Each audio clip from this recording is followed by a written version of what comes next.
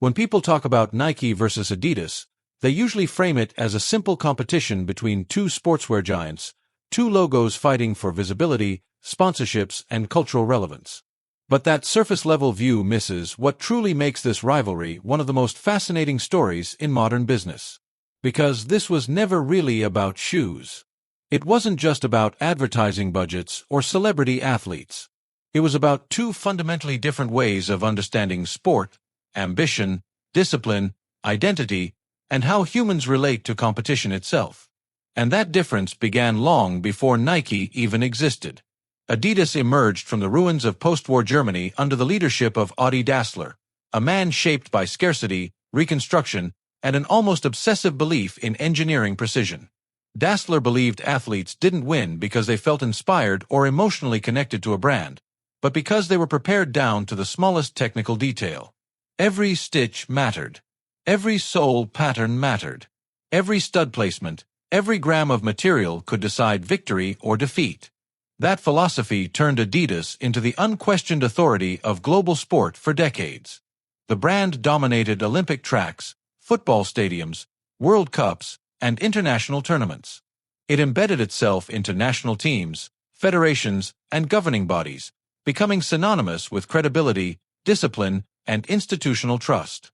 For a long time, Adidas didn't need to explain itself. Its legitimacy came from history, medals, and results.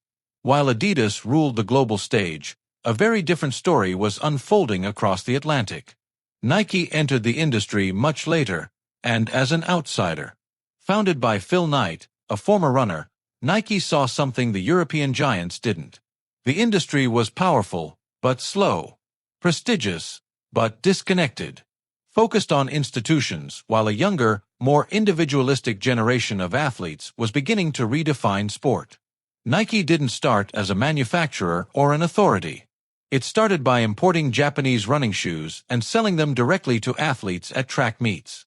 Sometimes from the trunk of a car. Sometimes by hand-delivering pairs to runners who simply wanted something lighter, cheaper, or different.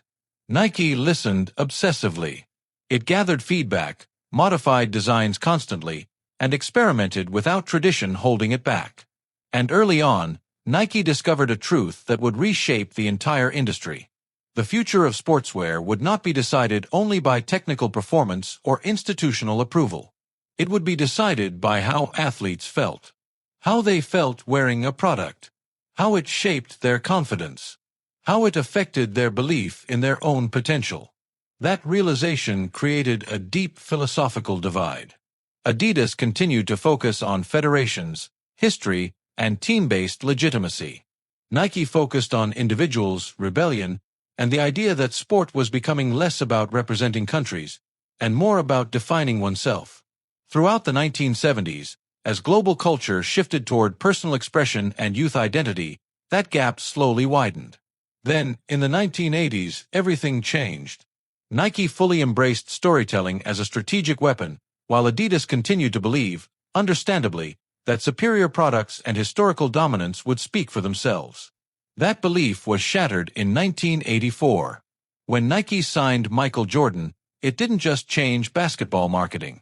It permanently altered the relationship between athletes, brands, and culture. Nike didn't simply build a shoe for Jordan. It built a mythology. Air Jordan became a symbol of defiance, confidence, individuality, and aspiration. Nike stopped selling equipment and started selling identity. Not materials, but meaning. Adidas, despite its unmatched credibility in football and elite competition, struggled to adapt to a world where emotional connection mattered as much as technical excellence. The company went through years of restructuring, leadership changes, ownership transitions, and strategic repositioning, trying to reconcile its engineering-driven DNA with a market that now rewarded narrative, lifestyle, and cultural relevance. Eventually, Adidas modernized its image. It embraced collaborations, fashion, and street culture. It reclaimed relevance among younger audiences. But by then, the balance of power had already shifted. Not because Adidas stopped innovating. Not because it lost its ability to create elite equipment. But because Nike had mastered something far harder to replicate. the ability to attach meaning to performance, to turn products into symbols people used to define who they were. That difference became even more visible in the digital age. Social media, influencer culture, and direct-to-consumer platforms rewarded brands that could speak emotionally, instantly, and globally, reinforcing Nike's advantage while forcing Adidas to continuously reinvent how it communicated its heritage. And that is why this rivalry still matters today. In a world where both companies are worth tens of billions of dollars and operate on a truly global scale, Nike versus Adidas reveals a fundamental truth about business, culture, and human behavior. Products are expected to work. Quality is assumed. Performance is the baseline. What separates leaders from followers is meaning. Adidas represents mastery, credibility, and engineering excellence built patiently over decades. Nike represents narrative, emotion, and psychological connection shaped by cultural timing and storytelling. Two philosophies, two worldviews, still colliding. Because dominance is never permanent. Legacy alone can't guarantee relevance. And even the most powerful institutions must adapt to changing human values. And if there's one final lesson hidden inside this rivalry, it's this. Innovation is not only technical, it's emotional. The brands that survive longest are the ones that understand how people see themselves when they compete, train, struggle, and dream. So the real question isn't which brand will win next year or next quarter. It's this. When you choose a brand, in sport, in business, or in life, are you choosing performance? Or are you choosing the story you want to live inside?